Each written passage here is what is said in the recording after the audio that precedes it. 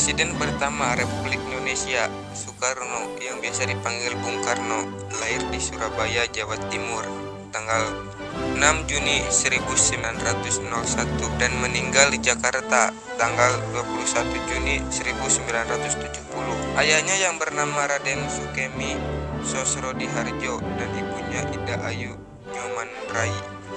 Semasa hidupnya, beliau memiliki 9 istri dan dikaruniai 11 anak. Semasa kecil, Soekarno hanya beberapa tahun hidup bersama orang tuanya di Blitar. Semasa SD hingga tamat, beliau tinggal di Surabaya, di rumah A. Umar Said Tokroaminoto, politisi kawanan pendiri Syariat Islam. Kemudian melanjutkan sekolah di HBS. Saat belajar di HBS itu, Soekarno telah menggembleng jiwa nasionalismenya. Setelah lulus HBS tahun 1920, pindah ke Bandung dan melanjutkan THS, Teknisi High School atau Sekolah Teknik Tinggi yang sekarang menjadi IT. Dalam sidang BPUPKI tanggal 1 Juni 1945, Insinyur Soekarno mengemukakan gagasan tentang dasar negara yang disebutnya Pancasila.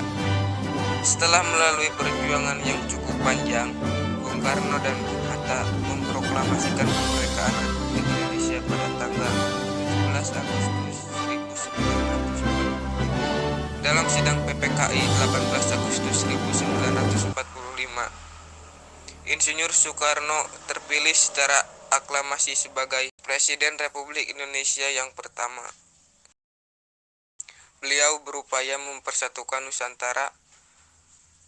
Bahkan Soekarno berusaha menghimpun bangsa-bangsa di Asia, Afrika, dan Amerika Latin dengan Konferensi Asia Afrika di Bandung pada 1955 yang kemudian berkembang menjadi Gerakan Non-Blok. Pemberontakan G30S PKI melahirkan krisis politik hebat yang menyebabkan penolakan MPR atas pertanggungjawabannya. Sebaiknya MPR mengangkat Soeharto sebagai penjabat presiden. Kesehatannya terus memburuk yang pada hari Minggu 21 Juni 1970 ia meninggal dunia di RSPAD.